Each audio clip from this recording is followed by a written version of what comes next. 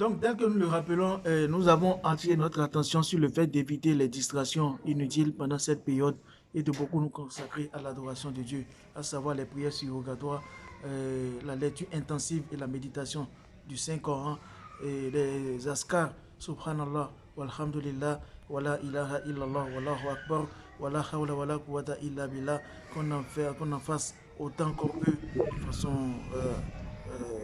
Dieu aime qu'on insiste. Les êtres humains, ils n'aiment pas qu'on insiste lorsqu'on leur demande quelque chose. Mais Dieu, lui, il aime quand le serviteur insiste sur sa demande. Et nous avons dit entre-temps que nous devons faire des prières simples et compréhensibles, telles que nous disons comme la prière l'invocation que le prophète a enseignée à son épouse. Allahumma innaka afuwun tuhibbul afwa fa'afu anni. Donc, des trucs simples et compréhensibles. Donc, et nous devons insister. Et nous devons également faire beaucoup d'aumônes pendant cette période-là. Beaucoup d'aumônes parce qu'il y a plein d'orphelins, il y a plein de pauvres, il y a plein de déshérités un peu partout. Nous devons essayer de notre mieux de les prendre en charge.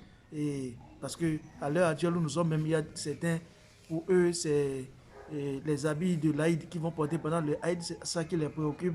Et il y a d'autres personnes, c'est comment ils vont organiser la fête de l'Aïd, tout là. Des choses comme ça qui les préoccupent. Ce n'est pas interdit, c'est une bonne chose.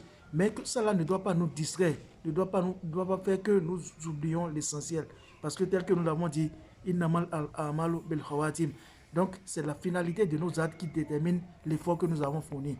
Donc nous devons attendre, c'est-à-dire ne faut pas oublier l'objectif. L'objectif c'est quoi? C'est de bénéficier de la grâce d'Allah lorsque on va finir le Ramadan. Tel que le prophète l'a dit. Et lorsque l'ange Gabriel a invoqué Dieu et il a dit malheur à celui qui a témoigné le mois de Ramadan et s'en est sorti sans bénéficier du pardon de Dieu. Le prophète a dit Amen. Donc nous devons savoir que tout ce que nous faisons comme œuvre, ça doit amener Allah subhanahu wa ta'ala à nous pardonner le jour de l'Aïd, à être parmi ceux qu'Allah a pardonné le jour de l'Aïd. Et après le pardon, c'est la miséricorde. Et nous comptons effectivement que Dieu va nous compter parmi ceux-là qu'il va pardonner et à qui il va faire miséricorde. Allahumma amin. Donc c'est très important, chers frères et sœurs. Oublions les distractions, oublions les actes inutiles, consacrons-nous à l'adoration de Dieu. Nous sommes aujourd'hui la 27e nuit et nous avons encore la 28e nuit, nous avons la 29e nuit devant nous.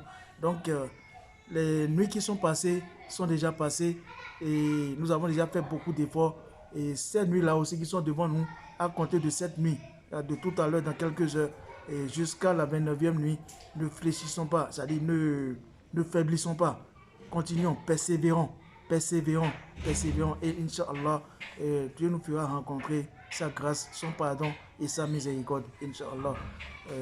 Que sa paix et sa grâce soient sur le prophète Muhammad sallallahu alayhi wa sallam, sur sa famille, sur ses compagnons et sur tous ceux qui suivent et suivront sa voie jusqu'au jour du jugement dernier. Walhamdulillahi wa bil alamin. Wassalam.